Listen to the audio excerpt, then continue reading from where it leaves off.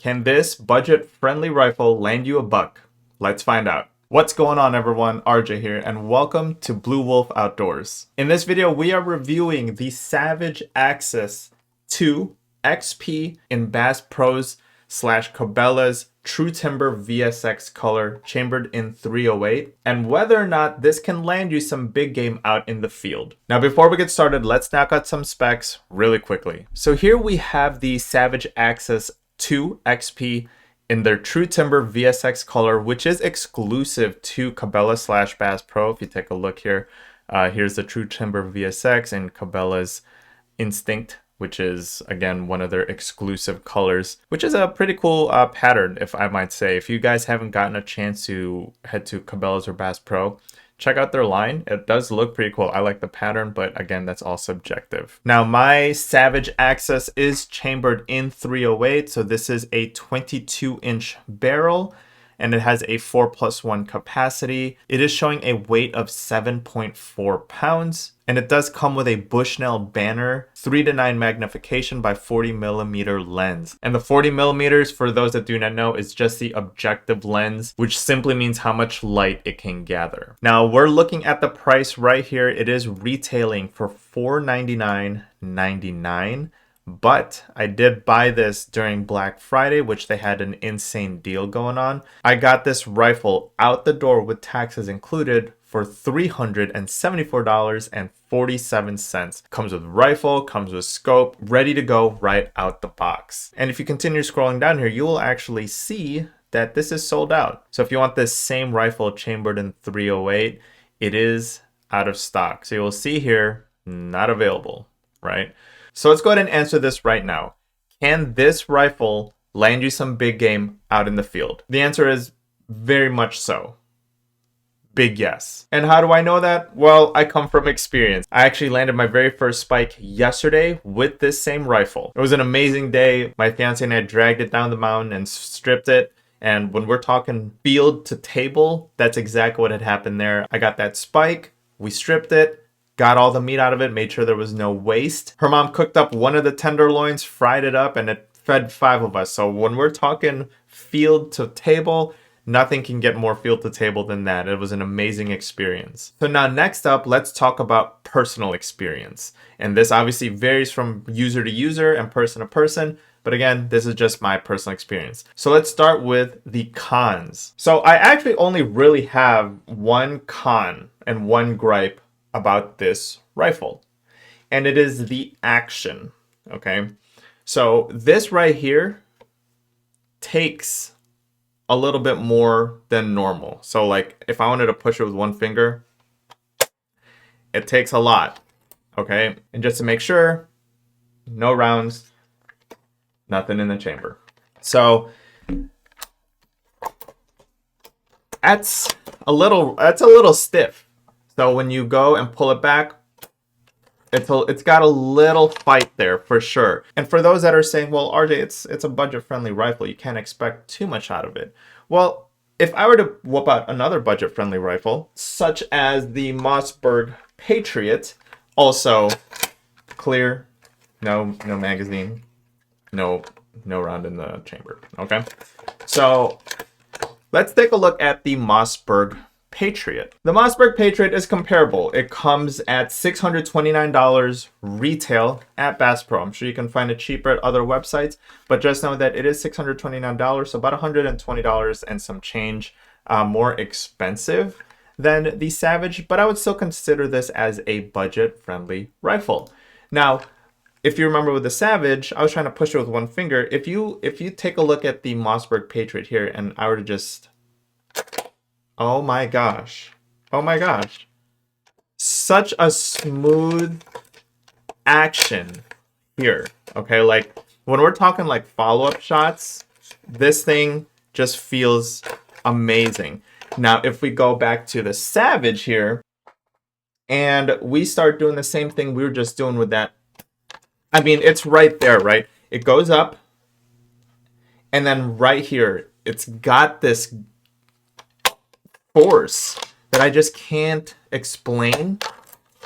But again, that's probably my only gripe. which is not bad for a $370 rifle that I got at Black Friday. For that being the only gripe, I'm okay with it. So now let's go into the pros.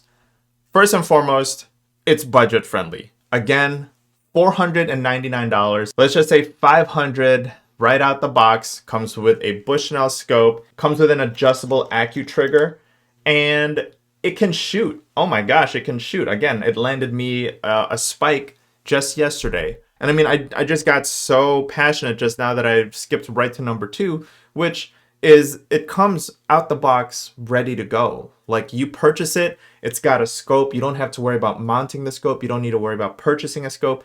For $500, $374 in my case because I got it on Black Friday, it is good to go out the box. It comes with the scope, it comes with an adjustable trigger, and that is amazing. If you wanted to hunt and someone told you, hey, let's go hunting tomorrow, and this was in stock, you can purchase it, take it to the range, make sure it's zeroed, and you are just ready to go. And lastly, it's aesthetically cool. And again, obviously that's subjective and it's personal preference, but it comes in their own true timber VSX color. And I really, really like that. I dig stuff like that. And to me, this rifle looks really cool. It almost matches this Under Armour hoodie that I'm wearing right here. But yeah, this is their true timber VSX color. And it looks freaking fire in my opinion. The deer will drop from this $500 rifle the same way it's going to drop from a $1,300 Tika. So let me share my screen really quickly here. And here at Bass Pro, again, you can find these cheaper. I'm just using Bass Pro as a control website. Like, this is where we're looking at across the board. So if you're looking at a Tika at $1,300, it doesn't come with a scope, and you're paying over double for a rifle that will drop a deer the same way this $500 Savage Access will drop a deer. Now, of course, that's just my personal preference. That's just what I like to do. I like going for budget-friendly rifles that I can kind of tweak and personalize and customize down the road. And I understand there's other people that just like buying high-end expensive things right off the bat and having the best $1,500 after you buy a scope, $1,600, $1,700, close to $2,000 rifle ready to go. But that's just not what I like. I like going with budget-friendly rifles. I like going with almost underdog things people hate, things that people always cry and complain about, but at the same time, up to a point, right? It has to have good bones, meaning it has to shoot accurately. Now, when I first purchased this, obviously I went to the range and I was shooting 1 MOA groupings all day long. And then there's other content creators out there, obviously shooting this same rifle at 200 yards. And I've seen them shoot sub MOA groupings with the same rifle. So this rifle has good bones, it is accurate, and it'll deliver you rewarding big game in the field. Now, talking about customization, I actually have a very exciting piece coming in, which is a chassis from MDT, which I'll be doing a full review on because I'm super excited. So I'm going to be slapping the MDT Oryx chassis on the Mossberg Patriot because, like I said, I actually really like this color, so I'm not going to take this out of this. I'm just going to keep it bare bones with this one. $370 that I got right out the gate with this cool VSX color, and I'm just going to rock with it. But that Oryx chassis coming in for the Mossberg Patriot, this one's going to be cool. This is going to be a cool video, so stay tuned for that one because I'm going to transform this rifle hopefully into an amazing looking high-end precision rifle that I will also take out to the field and see if I can land me some big game with this thing. That's it. That is my experiences with the Savage Access 2 XP. I mean, realistically, there's not much more you can say about it. Right now, you can buy it retail for $500 right out the gate.